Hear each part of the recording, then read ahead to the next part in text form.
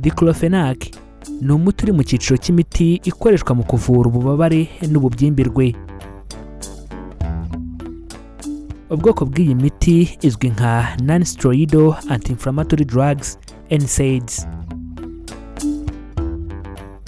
Iyi miti ikoreshwa mu kuvura uburibwe bworoheje n'uburinganiye, ikavura kubyimbirwa, ikavura no kuribwa ku bakobwa bari mu mihango. Iyi miti kandi ivura ibibazo byibasira amagufa, ikavura kuribwa amenyo, ikavura umugongo ndetse ikanavura rubagimpande. Diclofenac ni umuti uboneka mu bwoko bunyuranye, harimo ibinini byo kunywesha amazi, ukaba umuti kandi uboneka nk'ibinini bicishwa hasi munsi y'umugongo. Diclofenac ni umuti uboneka mu bwoko bunyuranye, harimo ifu bavanga mu mazi ndetse ikanaboneka nk'umuti w'amavuta bisiga nka gikotori pomade. Reka dutangire ikiganiro dusobanukirwa uburyo umuti wa Diclofenac ukoreshwa. Diclofenac ikoreshwa ku bantu bakuru n'abana barengeje imyaka 15 y'amavuko. By'umwihariko hari ibipimo bikurikizwa. Reka turebe ibipimo ku binini byo kunywa. Ibinini bya Diclofenac byo kunywa bifite hagati ya miligarama 100 na miligarama 200 binyobwa inshuro imwe cyangwa inshuro ebyiri ku munsi. Icyitonderwa mbere yo kubinywa nuko umubare w'inshuro unywa zigenwa na muganga cyangwa farumasiye bitewe n'uburemere bw'ikibazo ufite. Reka turebe ibipimo ku binini byo gucisha hasi munsi y'umugongo. Ibinini bya Diclofenac byo gucisha munsi y'umugongo hakoreshwa ikinini kimwe cyangwa 2 ku munsi. Icyitonderwa mbere yo gucisha ibi binini hasi, ugomba kubifata uko muganga bigutegetse kuko bikoreshwa mu kuvura umugongo. Reka turebe ibipimo kuri pomade yo kwisiga. Uyu muti wa Diclofenac ukoreshwa inyuma ku ruhu, usigwa ahabyimbiwe cyangwa aharibwa, kandi ushobora kuwisiga inshuro 3 cyangwa 4 ku munsi. Reka tuganire ku gihe Diclofenac ikoreshwa. Uyu muti wa Diclofenac ukoreshwa igihe wumva ufite ububabare, uri kuribwa umutwe, kuribwa amenyo ndetse no kuribwa umugongo. Uyu muti wa Diclofenac ukoreshwa igihe wumva ufite ububabare ku bakobwa bari mu mihango ndetse no mu gihe uri kubyimbirwa mu ngingo. Mu gihe ufite ububabare bukabije ariko ibi binini ntibigufashe cyane, ushobora kwifashisha ibindi bigabanya ububabare bitewe n'inama wagiriwe na muganga. Reka tuganire ku ngaruka mbi za Diclofenac ku bayikoresheje. Diclofenac ishobora guteza ibibazo nubwo abantu benshi badakunze kubigira. Mu gihe waba uri gukoresha Diclofenac ubundi ukagira kimwe muri ibi bibazo, usabwe guhagarika kuyikoresha ukihutira kugana kwa muganga. Kubira ibyuya byinshi mu biganza cyangwa mu birenge bishobora kuba ari ingaruka mbi yo kuba uri gukoresha Diclofenac, bityo yihagarike ugane kwa muganga. Mu gihe uri kumva injereri mu matwi bishobora kuba ari ingaruka mbi yo kuba uri gukoresha Diclofenac, bityo yihagarike ugane kwa muganga. Kumira bikugoye cyangwa ukumva urababara bishobora kuba ari ingaruka mbi yo kuba uri gukoresha Diclofenac, bityo yihagarike ugane kwa muganga. Kumva urushye cyane rimwe na rimwe bishobora kuba ari ingaruka mbi yo kuba uri gukoresha Diclofenac, bityo yihagarike ugane kwa muganga. Guhindura imyitwarire cyangwa mu mutwe kumva bitameze neza bishobora kuba ari ingaruka mbi yo kuba uri gukoresha Diclofenac, bityo yihagarike ugane kwa muganga. Kwiyongera ibiro ubona mu buryo budasobanutse bishobora kuba ari ingaruka mbi yo kuba uri gukoresha Diclofenac, bityo yihagarike ugane kwa muganga.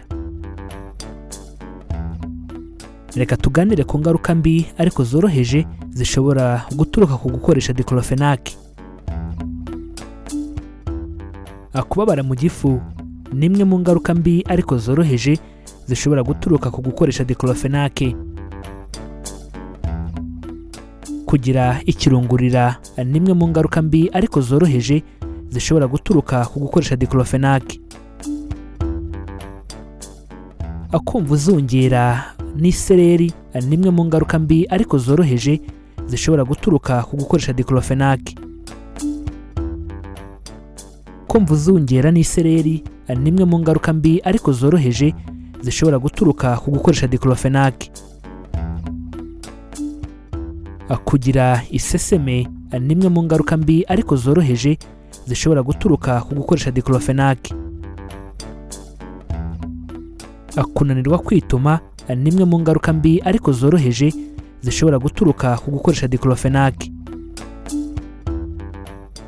Abarwayi bose bafata uyu muti wa diclofenac cyangwa indi miti iri mu bwoko bumwe n'uyu bagomba gukurikiranwa by'umwihariko. Aba bantu harebwa niba nta bibazo by'umwijima n'impyiko bafite kandi hakarebwa n'ingano y'amaraso. Ibi ni ngombwa kurushaho ku barwayi bageze mu zabukuru. Ikurikiranwa rya bugufi ni ngombwa cyane ku murwayi ukoresha diclofenac kandi asanganywe ibibazo by'igifu kuko bishobora kumutera kuzana udusebe ku gifu n'amara cyangwa gutoboka kw'igifu. Ku bindi bibazo ushobora kugira wabaza muganga wawe cyangwa umuhanga mu by'imiti akagusobanurira birushijeho. Reka turebe icyitonderwa mu gihe cyo gukoresha uyu muti wa diclofenac. Diclofenac ishobora kongera umuvuduko w'amaraso, bityo ni byiza guhora ureba aho umuvuduko ugeze kenshi ukamenyesha muganga igihe byiyongereye cyane. Ku barwayi bakoresha diclofenac bibaho ko bagira ubwivumbagatanye bw'umubiri biturutse kuri uyu muti. Ku bafite ikibazo cy'udusebe ku gifu ntibagomba gufata diclofenac cyangwa indi miti yo mu bwoko bwa NSAIDs batamenyesheje muganga cyangwa farumasiye mbere yo kuwakira. Uyu muti ntabwo ugomba guhabwa abarwayi bigeze cyangwa bagira ubuhema ndetse n'ibindi bibazo byatewe na aspirin cyangwa indi miti iri mu bwoko bumwe na diclofenac. Diclofenac irabujijwe ku babyeyi batwite cyangwa bitegura gutwita.